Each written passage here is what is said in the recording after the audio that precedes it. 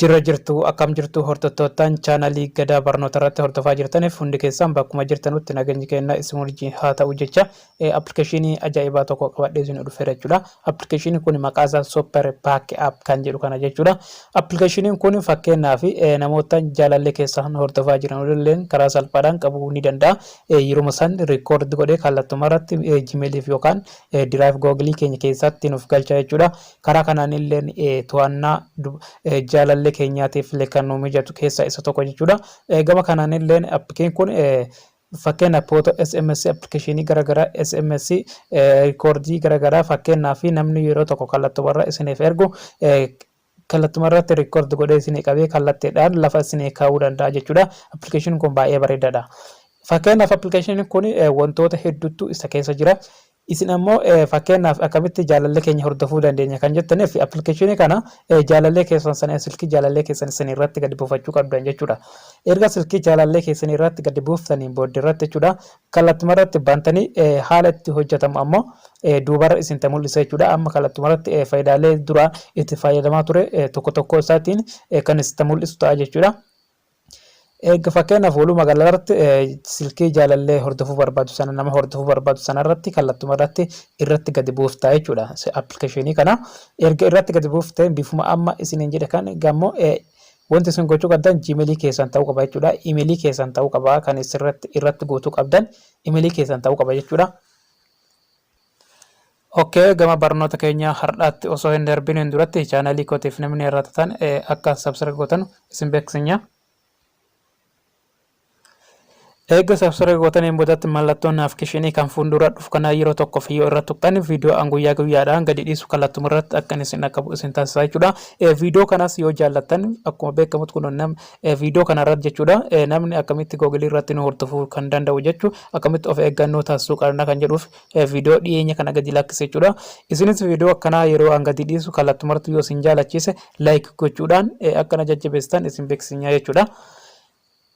Appilikeeshinii kana wantoota faayidaalee isaa wanta nama rakkisu tokkollee hin qabu jechuudha. Egaa pilaastorii yookaan pilaastorii keessaa yookaan liinkii isaa viidiyoo kiyya kana jala tuqxanii buufattaniin booddee irratti kallattuma irratti eega iskiriina moobilii keessa irratti instaali gootaniin booda irratti bantanii keessa seentan jechuudha.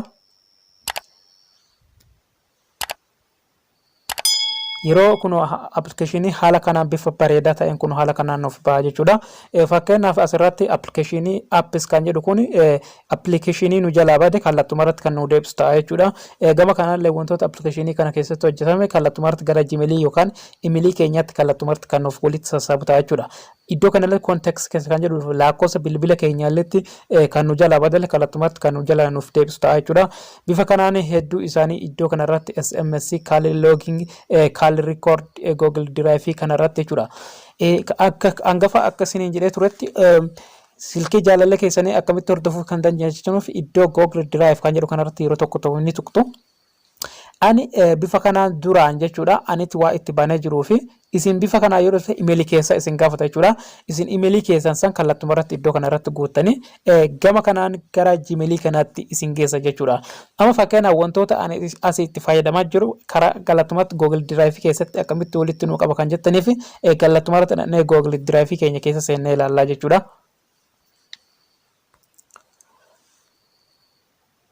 Kuno bifa kanaan nuuf dhufeera jechuudha. Akkuma argaa jirtan calling kan jedhu kan jechuudha. Yeroo tokko ofirratti tuqxanii all callings kan jedhu kana irratti yeroo tokko yoo tuqne bifa kanaan kuno record godhee iddoo kana irratti naaf fidaa jechuudha. Kuno amma ka'an namni gara kiyya yoo dawwala kallattuma irratti tiraayit godhee naaf qabee iddoo kana naaf kaa'eera jechuudha.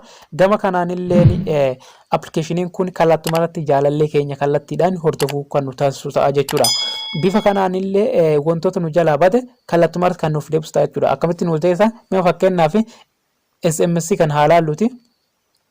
Yeroo kanarratti kun back up all kan jedhu san irratti yeroo tokko ni tuqtu. Erga tuqxaniin buufatti kun SMS bifa kanaan nuuf dhufa jechuudha. Yeroo kanatti okay goona. Kun bifa kanarraa itti nuuf godheera jechuudha.